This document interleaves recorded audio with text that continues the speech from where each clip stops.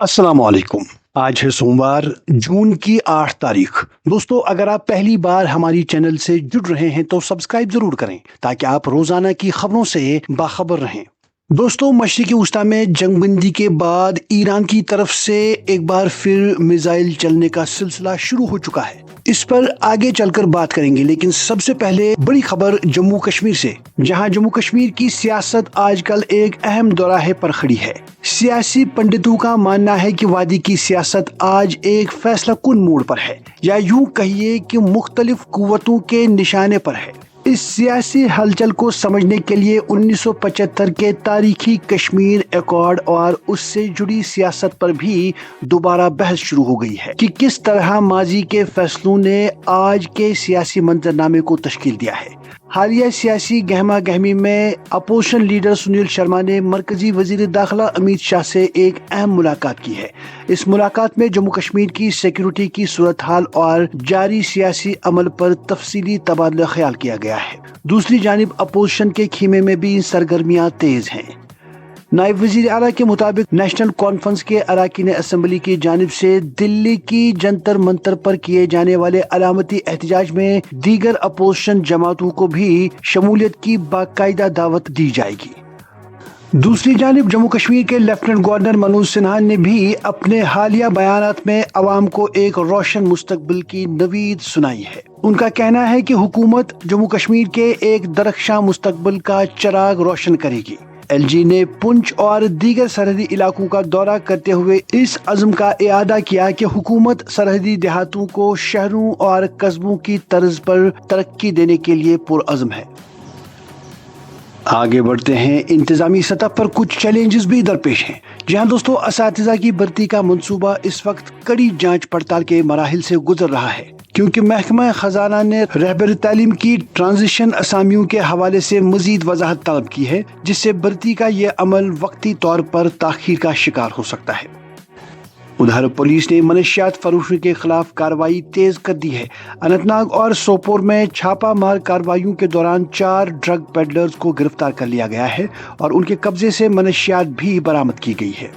इसके अलावा जम्मू कश्मीर पुलिस ने गैर कानूनी कान कनी के खिलाफ भी शिकंजा कस दिया है।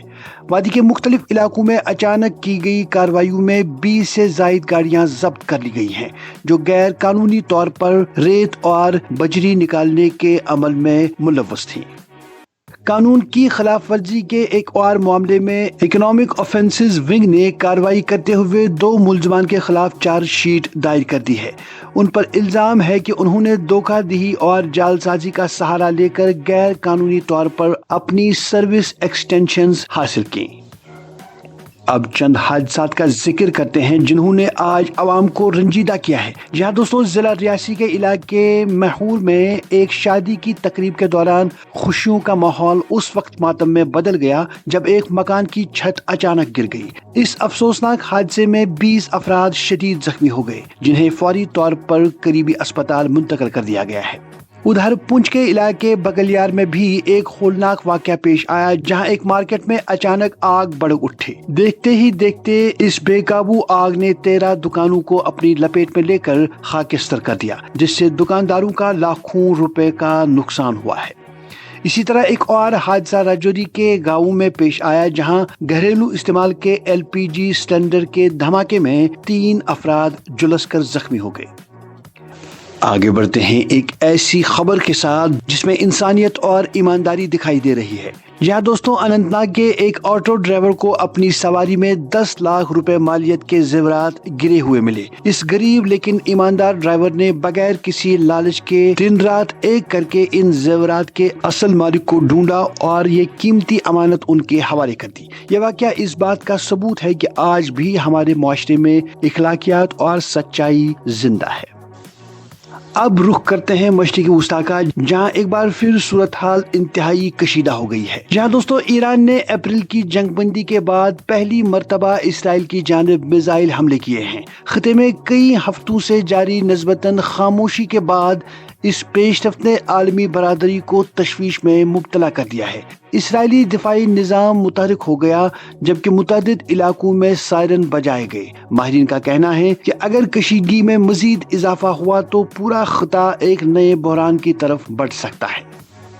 اور آخر پر وادی کشمیر کے موسم کے حوالے سے بات کریں تو موسم مجموعی طور پر خوشگوار رہنے کا امکان ہے۔ دن کے اوقات میں دھوپ اور ہلکے بادل رہ سکتے ہیں جبکہ بعض پہاڑی علاقوں میں مقامی سطح پر بارش کا امکان بھی ظاہر کیا گیا ہے۔